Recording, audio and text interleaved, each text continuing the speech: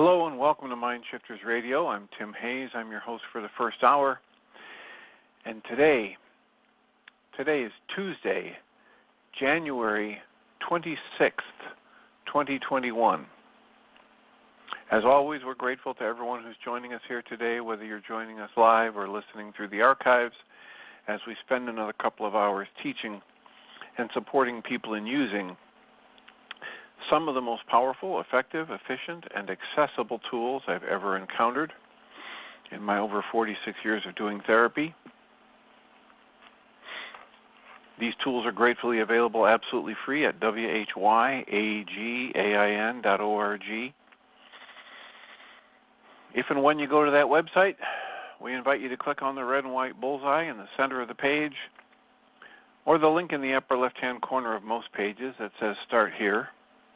And that will take you to a page where you can download and listen to or read Chapter 24 of Dr. Michael Ryce's book titled, Why Is This Happening to Me Again? That chapter of that book contains a narrative description of the primary tool in this work, which is called the Reality Management Wake-Up Sheet or Worksheet process. And that's a tool I've been using for over 16 years now to help myself dramatically improve the quality of my life, to be able to use my emotions effectively as a guidance system, to turn the focus inside myself whenever I have a negative emotion, and discover how it is that I'm actually creating the very thing I say I don't want to feel. And as I do that, more and more often, more frequently throughout my life, I train myself into a different way of perceiving, a different way of questioning and understanding how life itself is unfolding and how I'm creating my experience of that. The more I do that, the better I get at it, the better my life gets. That's my personal experience, and we are inviting others to do that for themselves, and then call us with comments or questions. If you go to that page, you can read that chapter of that book. You can also download and print off, use it as often as you'd like, the actual worksheet process itself, a whole host of audio files of shows like this one where people have been stepped through that process. Those audio files serve as a tutorial for using this tool. You can also go to your app store, either Google Play or the Apple App Store, and type in the three words HeartLand Aramaic Forgiveness. And before you're done typing the word forgiveness, you'll see the glowing heart icon. If you tap on that, it will give you access to a completely free and private app that contains the Reality Management Worksheet, an abbreviated version of that worksheet process, and a copy of the Dragon Klingon game, which is a wonderful way to introduce these tools to even younger audiences. And we encourage people to do that. Use the tool. Call us with comments or questions. Our purpose for being here is to be of service, to help people get maximum benefit from the awareness of these tools and their application in their lives. And if you call our number, it's 563-999-3581, and press 1. It will put a question mark by your phone number, and I'll announce you by your area code. And we would love to be able to support you in actively applying these tools to your life to make improvements in your life. We also have a commitment this year to go through the Course in Miracles lessons, and today's lesson for the 26th day of the year is coming up in a moment, but what I wanted to do was back up to yesterday's lesson, which reads, I do not know what anything is for. And this commentary on that lesson lets me know that I've given all the meaning to the world that I have from my ego self. And my ego self really doesn't comprehend much of anything. A very tiny fragment of what hits my senses is even registered by my ego sense, and what hits my senses and registers on my senses is just a tiny fraction of what's available in the world. So I don't really know what anything is. And one of the things that we talk about often here is how we look for similarities across different spiritual teachings and cultures and ages because the more I see the similarities, the deeper I learn the lessons, and the quicker I go to deeper levels. And there's a quote from Rumi that says, "Beyond my will, words race from my lips. I get no real news of him who speaks. Sometimes I want poison, sometimes sugar. What do I know of what I am or what I do?" So here's 2,500 years ago, reportedly 500 years before Yeshua walked the earth. Here's a great teacher who realized he doesn't know anything. Sometimes he asks for something that will be a poison to him. Sometimes he asks for something that will be a nourishment to him. And in the big picture, he just doesn't understand it all. So he's turning himself over to the flow of life. You might call it the Tao. You might call it Holy Spirit. You might call it God, light, love. It doesn't really matter what you call it. But it's the acknowledgement that there's more going on here than my conscious logical mind and my ego can be aware of.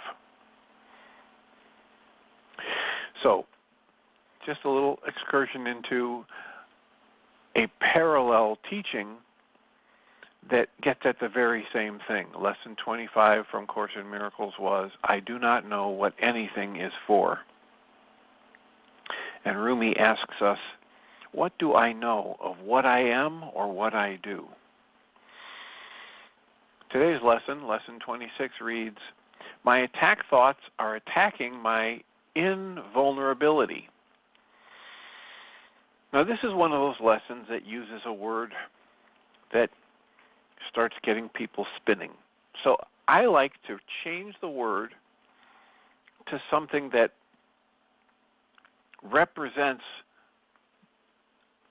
that the essence of what the word is trying to convey. If someone is invulnerable, what it means is they cannot be hurt. Vulnerability means the ability to be hurt.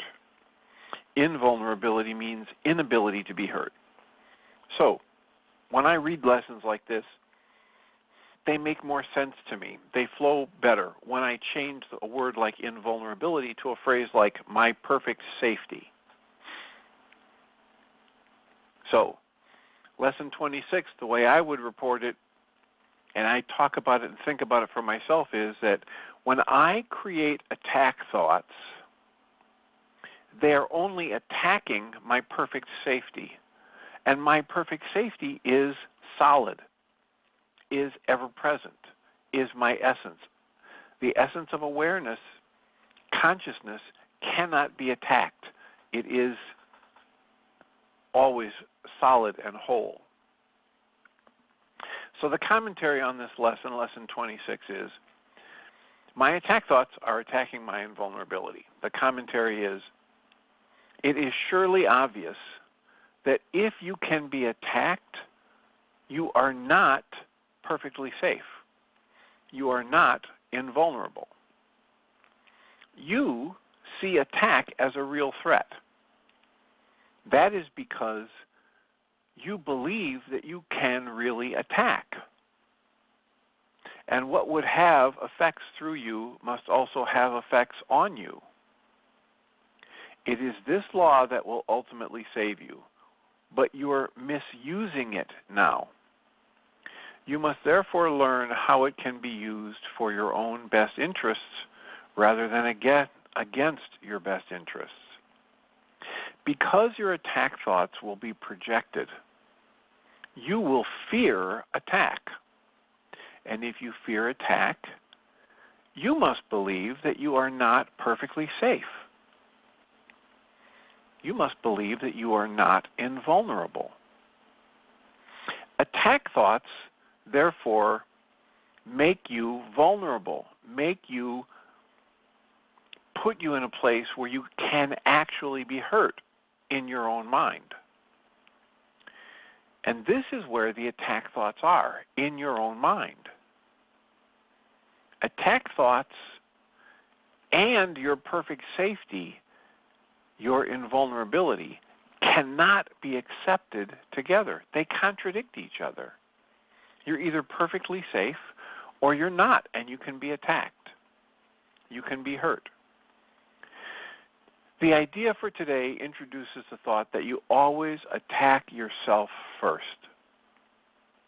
If attack thoughts must entail the belief that you are capable of being hurt, that you are vulnerable, their effect is to weaken you in your own eyes. Therefore, these attack thoughts have attacked your perception of yourself. And because you believe these attack thoughts, you can no longer believe in yourself.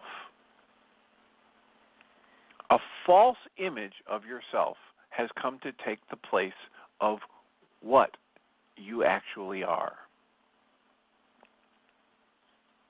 The commentary asks us to practice today's idea because it will help us to understand that vulnerability or invulnerability is the result of your own thoughts.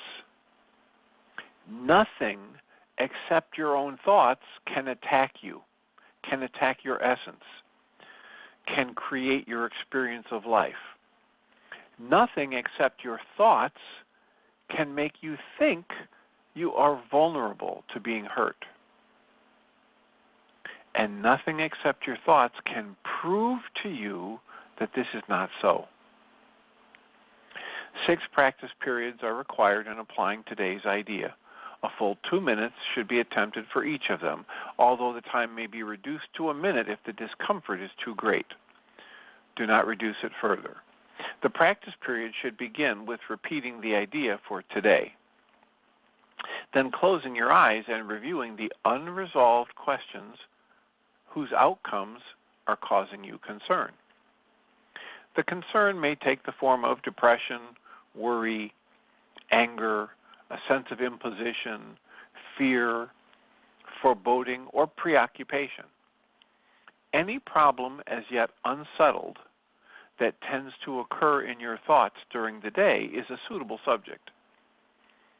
You will not be able to use very many for one practice period because a longer time than usual should be spent with each one. Today's idea should be applied as follows. First, name the situation. I am concerned about my ability to pay my bills.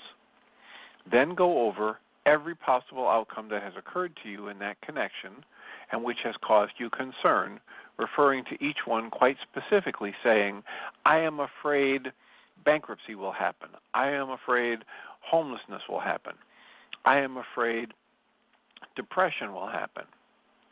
If you are doing the exercises properly, you should have some 5 or 6 distressing possibilities available for each situation you use, and quite possibly more. It is much more helpful to cover a few situations thoroughly than to touch on a larger number.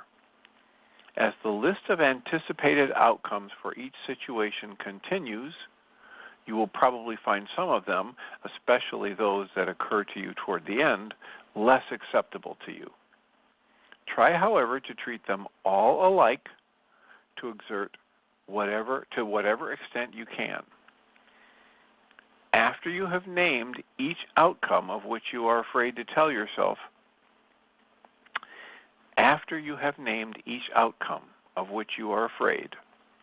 then tell yourself, that thought is an attack upon myself. Conclude each practice period by repeating today's idea to yourself one more time. That idea is, my attack thoughts are attacking my invulnerability, my perfect safety. My attack thoughts are trying to make me believe I can actually be hurt.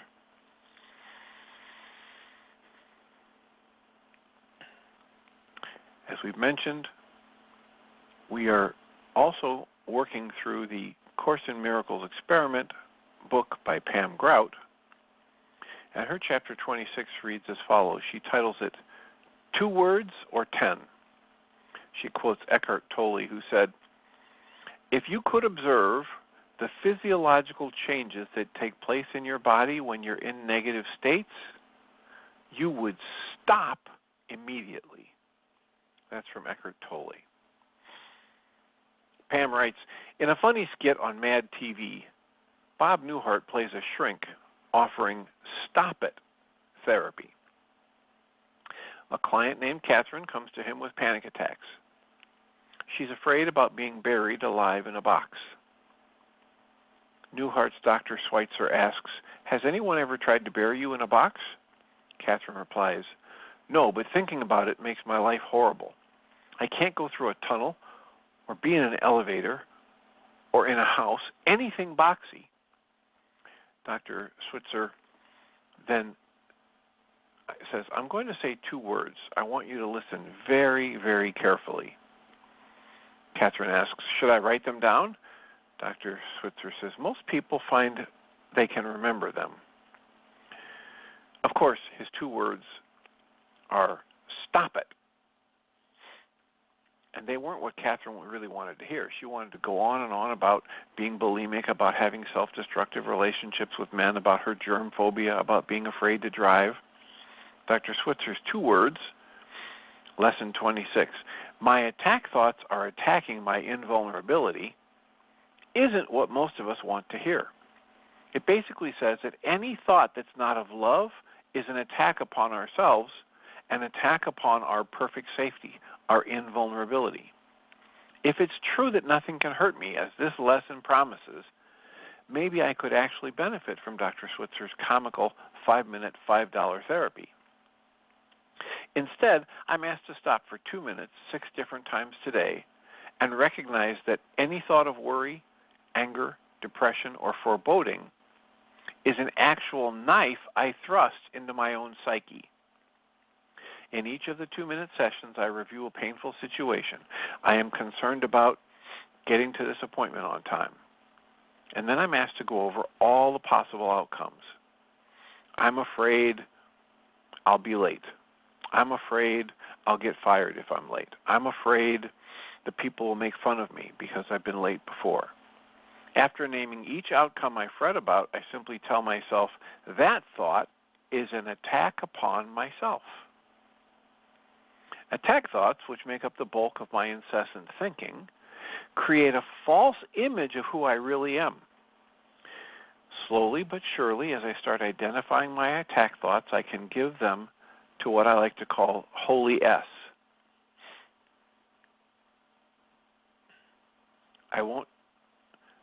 It won't tell me to stop it, but I will Holy S, will gently remind me that none of those thoughts are true. None of them can change who I really am. Perfectly safe and forever free. Invulnerable and forever free. You may have heard the Holy S called the Holy Spirit. Helen Schucman called it the Voice. Some people call it the Great Comforter. Some people call it the Dude. The idea is, if I'm willing to step into pretending that some of these ancient teachings, so many of which say exactly the same thing, are based in something that's actually true. If I'm willing to pretend that for a while and watch how it changes my life experience and how it benefits my interactions, my relationships, my state of mind, I can have an experience that transports me to a different level of experience of life. And that's what this course is about.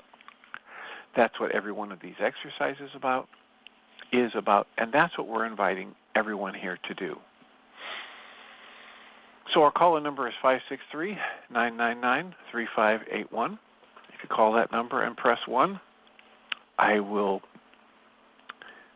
see a little question mark by your phone number and announce you by your area code.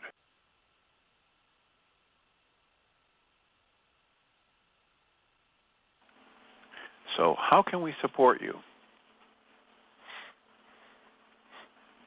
Somebody asks, do we have a web link for that skit? If you just search Bob Newhart and Stop It Therapy in YouTube, I'm sure you'll find it.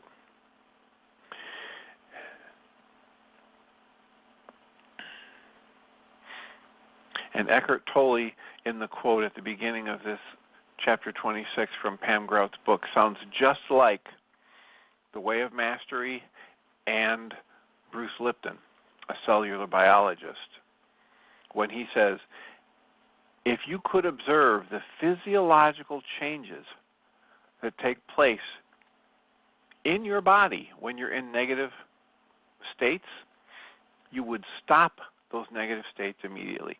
Course in Miracles, our Way of Mastery says, if you could see what happens every time you hold a judgment, it disrupts the energy in the very cells in your body fail to function properly. It's exactly like Bruce Lipton talking about how every cell in your body has two modes of existence. One is health and growth, and the other is shutdown and defense. And in health and growth mode, every cell in your body displays its own intelligence. What are the markers for intelligence for a cell in a human body? It moves toward nourishment and safety. It takes in food. It rebuilds its worn-out parts, and it excretes waste. It moves away from physical danger and poisons and toxins, and this is what every cell in the body does when it's observed under an electron microscope. When it's in shutdown and defense mode, the cell does not take in nutrients. It does not rebuild worn-out parts, and it does not excrete waste. So it can live in that state during the time of an immediate danger. But if it stays in that state for too long a period of time, it starves to death and or drowns in its own waste. That's not a productive state. So Bruce Lipton says one of the amazing things they discovered in his research as a cellular biologist, looking through electron microscopes at human cells, was that every cell in your body has receptor sites on the membrane, which is, that external edge of the cell that separates the cell from its environment. It has receptor sites on that membrane for the physical, whether it might be a physical prod that would puncture it or injure it, or a physical chemical that might either be a poison, a toxin, or a nutrient. But also, every cell has on its membrane receptor sites for what they call histogen-specific antigens, which basically boils down to an antenna that receives the mind energy of the person whose cell it is. So when we have mind energy that says, oh boy, this is bad, this is dangerous, this is scary, that mind energy overrides what the physical senses or sensors in the cell are picking up. So we might be in a situation where we're drinking beautiful, pure, crystal clear water, breathing fresh, mountaintop air with no pollutants, eating the best whole, raw, organic foods that nourish us. And our mind might be saying, uh-oh, this is bad, this is terrible. What if I'm late for this job? What if my spouse is cheating on me? And create in the energy system that is my physical body a conclusion for the individual cells that they're in danger. And they go into shutdown and defense mode. And this is how we accumulate the vast majority of negative effects from stress that we know are so debilitating and so hurtful in our environment, in our lives, in our present day so-called sophisticated world. So the knowledge that my mind energy creates my stress and creates the internal environment that is so either beneficial or destructive goes beyond the cellular biologists. It goes to people like Eckhart Tolle. It goes to the Way of Mastery book. It goes to the ancient teachings of the Tao from the Tao Te Ching.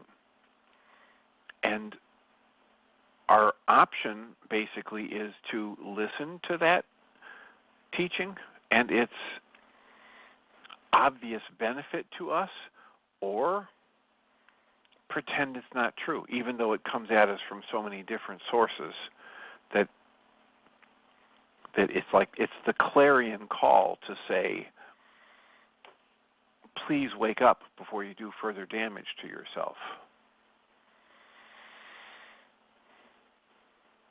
So, our call-in number is 563-999-3581. If you call that number and press 1, we can have a conversation. I've had a couple sessions this morning, and one of them was with somebody who's agonizing over the fear of being honest in an intimate relationship, agonizing over what does it mean to be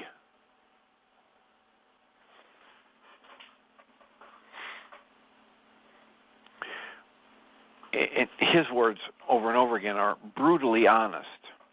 And is there a difference between being brutally honest, which usually means, if you look at the word brutal, it means harsh, it means abrasive, it means abusive in some people's vocabularies. If you look at that and separate it out as different from being completely honest, and someone can be completely honest without being brutal. Someone can be completely honest while being respectful. Someone can be completely honest while being loving and gentle.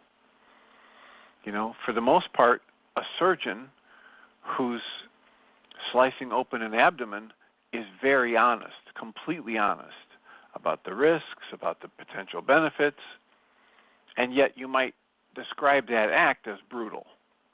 But there is no reason to be brutal and still be completely honest. Area code 828, you're in the air. Who do we have? Is this Magda? Yes, it is. Hi, Dr. Tim. Welcome. Long time no hear from you. How are you? I'm doing well, thank you. And you as well, I hope? I am. How can we support you today? Great. Well, I want a little help to make sure that I understand the lesson for today. I'm really resonating with how much I scare myself. And the example that comes to mind for me is my blood pressure. And this happened, I just had an appointment with my doc last week. And my blood pressure has been really, really great since they put me on medication. The kind of blood pressure I'd like to have without medication in the future. But right now, I'm reacting to the medication very positively. And so the numbers are where they should be. Well, go into the doctor's office, and they take my blood pressure, and all of a sudden, off the charts. And I've used the term white coat syndrome for a long time because this seems to be quite normal for me, and yet I'd rather be doing something else. I'd rather take care of myself and keep myself calm. So in regard to the lesson for today, how would I work with that through the day and maybe tomorrow and so forth? Here's the thing that pops into my head. One of the times that we did some work, you were kind enough to call and share very honestly about fear of going to a dentist or whatever the doctor was, and we did some work, and you discovered in that work that your fear wasn't really about anything to do with your actual physical safety. It was to do with what if you died when you were at the office and somebody saw the mess you'd left at your house? As though right. that could be, as though that could be more important than the actual outcome of the doctor's office. That somebody else's opinion of you, even after you're dead, was going to be more important than your physical health and taking care of it by going to a dentist or a doctor. Remember that? Right. I certainly do. Yes. So there's one level of, work that is suggested to all of us by this kind of thing. Am I actually concerned about the thing that my mind is telling me I'm concerned about, or is this a very sneaky way for my ego to hide from me the real issue? Mm-hmm. So that's one thing. The next thing is, this lesson isn't about your blood pressure. Right? This lesson is not about your physical body. Mm-hmm. This lesson is about your essence as consciousness. Sometimes Dr. Michael Ryce likes to talk about, people say, let's have an argument about whether or not human beings evolved from apes. And Michael Ryce says, well, if you think that you're just a body, that might be a really important argument to argue, to fight out, right, to determine the truth of it. But the essence of a lesson like this is to help us understand that we are not just a physical body, and that who we actually are is completely safe, totally and completely safe, always. Okay. Mm-hmm. So the essence, we had somebody call a show one time and was all upset because we were quoting the idea that nothing of value can be taken from you and nothing of value can be added unto you. And they called and they said, this person ripped me off for $70,000. What do you mean nothing of value can be? It's very valuable. Well, all right, but we're not talking about physical value. We're talking about your essence as a spark of the divine light, as part of the Christ mind, as, use whatever terms you want. And that's what this lesson's talking about. Now, once I understand that at deeper and deeper levels, then I start to give less importance within my own mind to the negative thoughts I have about what's going to happen with my blood pressure, what if I die and somebody sees the mess I left at home, what if, I don't get the job I wanted, what if my beloved chooses somebody other than me, and I give less importance to those negative thoughts, and then they have less impact over me. This is all part of this work, is to help me understand that I'm creating the impact, the meaning that I give the outside events in my life, and the meaning that I give to my thoughts about it. In the past few lessons, it's been very clear that we don't know what anything is or is for, and yet we keep creating meanings for these things. We keep creating, my stereo system at home, my car, my wedding ring, it's the most important thing in the world to me, my fill in the blank, my boat, my vacation home that it took me so many years to be able to afford is just, life wouldn't be worth living without it. We are the ones that give those things the meaning. And so this lesson is trying to help us understand that as a spiritual being, you are completely safe and whole at all times. The essence that is that human life that Michael talks about, the energy of love that becomes the human being in form, etc. My way of talking about it is it can't ever be chipped, dented, rusted, faded, or broken in any way. No matter what kinds of traumas I've been through, no matter what kinds of horrors that I've done to others, my essence has never been tarnished or ruined in any way. So this lesson is trying to get me to understand that I am only, always, and forever perfectly safe in my core as consciousness, as a spark of the life energy expressing in form. And every time I have a thought that either wants to attack somebody else or myself, that's error. That's assigning meaning to the meaningless, to weave in comments from other thoughts. And if I understand that at deeper and deeper levels, then I don't generate this energy that so many of us might call anxiety or fear over anything, whether it's the pills I'm taking for my blood pressure or the scores that show up on the blood pressure machine. So that's how this lesson might be applied. Okay. Am I understanding correctly then that if I continue to work on my complete understanding that I'm always safe in my essence, that my fear thoughts and my negative thoughts will fade away over time? Well, either that or you'll have them and laugh about them, right? Okay. They'll either fade away or you'll see them as they arise as completely meaningless, and you won't give them a meaning that they have only in your mind. And if I don't give them that meaning, then they have no power over cellular. That's right. They have no more impact on you than a 2-mile-an-hour wind that changes direction from the west to the north. Yeah, wow, okay. Okay, great. Nice clarification. Thank you.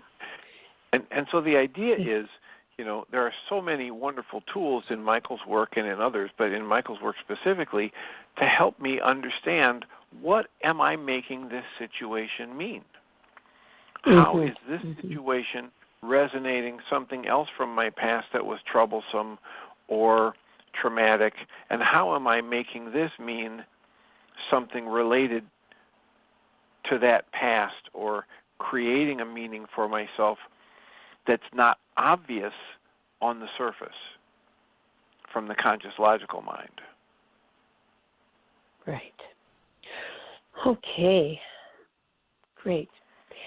So I can do the worksheet. I can do the targeted journaling that Michael calls the Mind Shifter tool. I can set up a situation where I feel that one of these things coming on, and I step back and I do a 3 early memories of conflict to see if it's just resonating an old pattern of response that I downloaded as a child. And then I can do the EFT tapping and breathing work, or I can do the Reality Management Worksheet. And I was thinking about this last night. I woke up in the middle of the night and I was thinking, I don't think it's possible for us to say it enough times or too many times that the power of this tool that's made available for free on this show and the website, that Reality Management Worksheet, is beyond description. And yet, sometimes we go a whole show and just mention it a little bit here and there, download it. But the core tool in this work that has woven through it the knowledge from the Way of Mastery and A Course in Miracles and the Kabbalist manuscript is deceptively simple. And that is, when I have an upset, it's going to be because I'm holding a goal for myself or my life situation or somebody else that's not getting met. And the pathway to liberty is to cancel that goal, whatever it is. I agree with you completely. It is so very simple. I think what most of us, myself, I'll speak for myself, is that it's not easy. To sit down and face what I'm not sure I want to know. So that's why a lot of us avoid doing the worksheets when we do. And yeah, it is simple and it is powerful, and I think cannot be oversold, actually.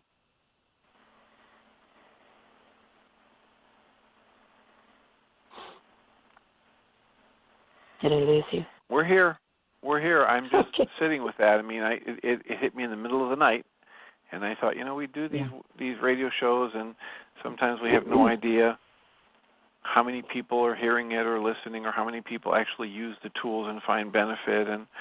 And I've just awakened in the middle of the night thinking, it's really amazing how simple and life-changingly powerful this set of tools is. And then what we do with it is we just complicate the bejeebies out of it. That's a technical psychological term. You may have to look that up. But the bejeebies, aside from being a rock band in the 80s, we just complicate it endlessly. And if we can just come to the realization that, wait a minute, if I have an upset and there's any thought in my head or any words that want to come out of my mouth about he, she, it, they, right now I'm locking myself in. I'm arguing for my limitations, and so they're going to be mine. Indeed, so true. Yeah, and especially some of us who are really into trying to figure it out. We've relied on our minds all our life. We've been taught to. You need to learn this so you can do well on the test and all of that. And I really think that if we can let go of the figuring out and move into the worksheet mostly from a place of emotion, that we get a lot more out of it. And that's the hard thing for us to do, is to really let ourselves feel the emotions. We think about the emotion we felt at the time. Very often, at least I find that. I remember the emotion, and I think it's quite different feeling it, recreating, bringing that memory into the now to actually physically feel it again. I don't know, maybe it's not necessary, but it seems to be more powerful when I do a worksheet that way. Well, I would just rely on that then, and if that helps it be more powerful for you, then just do that more often. Find the ways that help you step back into feeling that emotion more directly. Because in this work, we want to be results-oriented. Sure.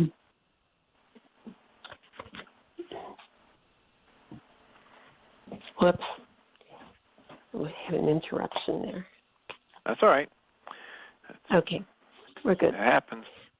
So in this work, we just want to be results-oriented. So if you find that your worksheets go better when you are able to recreate the emotional experience, then by all means, find ways that help you recreate that emotional experience. Right. It's kind of like what Michael says about the mind goal management sheet, that it's important to visualize how we will, what will it look like at the end, how will we feel, how might it smell, all of that. And so I go back to that to bring my memory forward, my emotional memory forward. But sometimes I'm too lazy to do that, and I just fill out, put words in. I remember that I felt really upset or I felt really angry. And so this is what I'm saying to you is a lesson for me to remind me. Well, and of course, there are many of us who do it that way, and we get results anyway.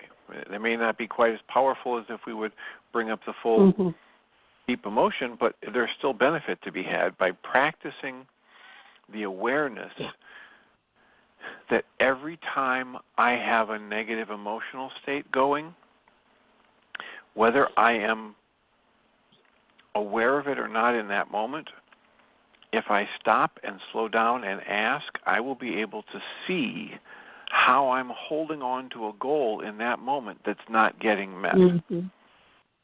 Right. And the essence of this work is then simply cancel the goal and then ask to be shown something else. And the power of that goes beyond words, each new present moment, each new heartbeat. Agreed. Yes. It's all about the goal. Yeah, it's about what my mind is trying to tell me has to happen in order for me to be happy. And there's nothing that has to happen for me to be happy other than for me to choose the happiness that's already my infinite, ever-present companion. Right. I had quite an awareness from some worksheets I did recently about, it's so simple. And I've known it intellectually, but I really got inside of it the other night. And it was that I am, you've heard this forever, I am that I am, right? I am that love that I have thought I had to qualify for. I am that which I thought I needed to find or get. And it's quite wonderful to have that at a deeper level. And maybe going to go deeper even than that. Yeah, there's an endless depth to that awareness. Uh-huh. Yeah. And that's what so many of these teachings bring us to. I can't ever be done with my work or learning about who I am because I'm part of this infinite mind and this infinite creation expanding in each new moment. So if it's constantly expanding and creating, how am I ever to be done learning about it? Exactly, because we are expanding at the same time. Yeah. Yep. Right. Thank you. Thank you. Okay. I have some work to do here with this whole safety issue. Yeah. Would you be willing to very quickly repeat the practice for today? 6 minutes. No. Was it 6 minutes each? No. 6 times. I don't think so. 2 minutes each. 6 times. 2 minutes right? each. Okay. And think of something six practice periods are required. 6 practice periods are required for a full 2 minutes, unless it's too uncomfortable, then reduce it, but not less than a minute. Mm-hmm. You start by repeating the idea for today, which is that my attack thoughts are trying to make me believe that I'm not perfectly safe. Mm-hmm. Right? I have this perfect safety, this perfect invulnerability. It is my birthright. And every time I have a negative thought, an attack against myself or somebody else, it's trying to make me think that isn't so. And then close my eyes and review any unresolved questions whose outcomes might be concerning me. I wonder how it's going to go in the support group tonight. I wonder if people are going to find it useful. I wonder if only 2 people are going to show up.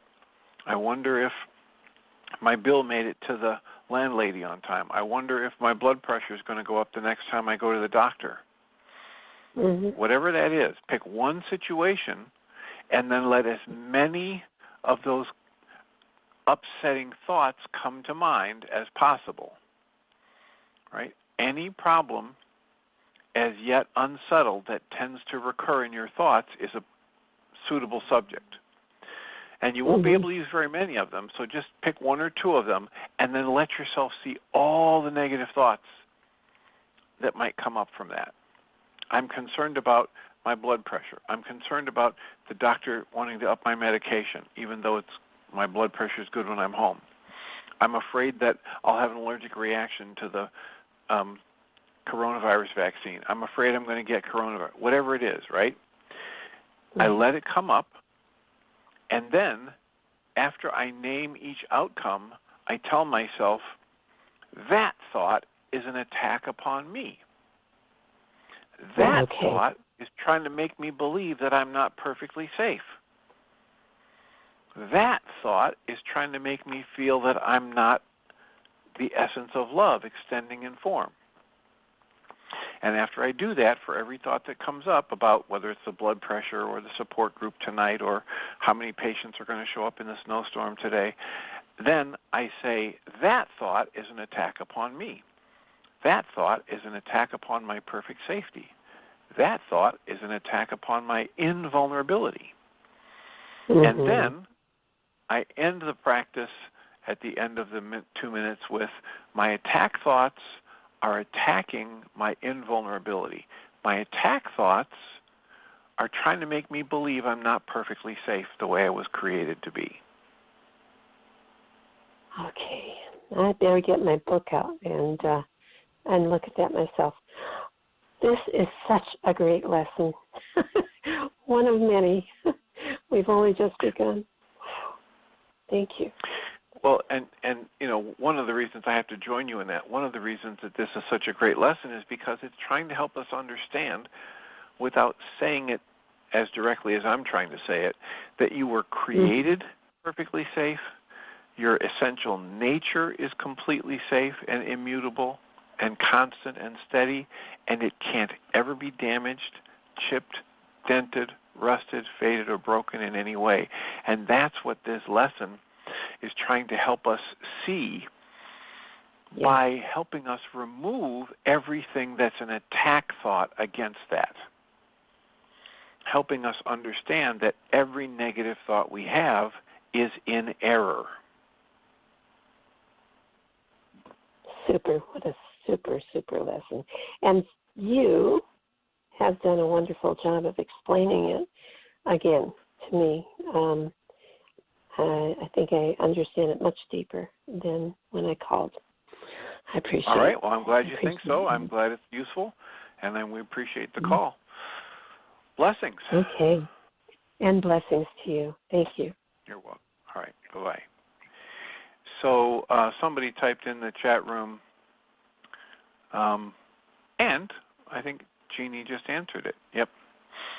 So they wanted to know what is the accompanying book we're looking at, and that is the Course in Miracles Experiment by Pam Grout. So we have about 5 minutes left. 563-999-3581. What's a comment or a question, an answer, a soliloquy, a poem you'd like to share? How can we support you with the time we have left before Michael and Jeannie come on for the second hour today? 563-999-3581. Call that number and press 1, and we can have a conversation. Right before Magda called, I was talking about somebody I had in session earlier who was really struggling with this urge to keep secrets, to run away from the truth in his intimate relationships, and the fear of being, quote, brutally, close quotes, honest. And we're trying to talk about how it is entirely possible to be fully honest while being gentle and nurturing and firm and loving. And so the term brutally honest, I find most often used by people who are really more interested in avoiding intimacy than creating it. And so the term brutal and the essence of that being brutal, having brutality introduced into my interactions, really has nothing to do with being completely honest.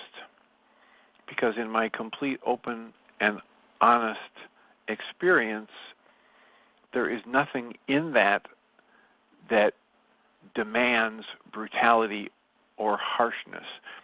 Of course, I don't get to determine how another person interprets a situation. I do get to determine the energy I attach to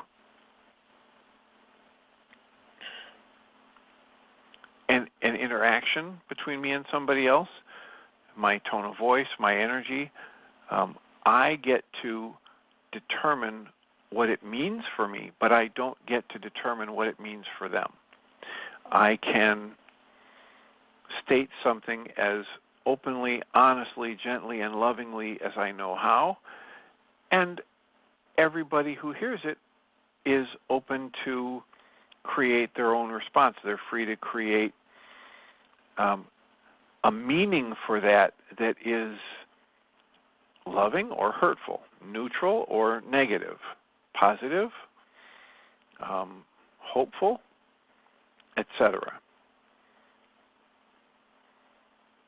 So whenever I hear somebody talking about being brutally honest, I think I'm listening to somebody who's lost the essence of the value of complete transparency and openness. Because if I'm that open, I see and feel my connection to everyone and everything. You know, when I've reached that appropriate level of openness, I no longer see the telling somebody something as it is true for me as a way to hurt them.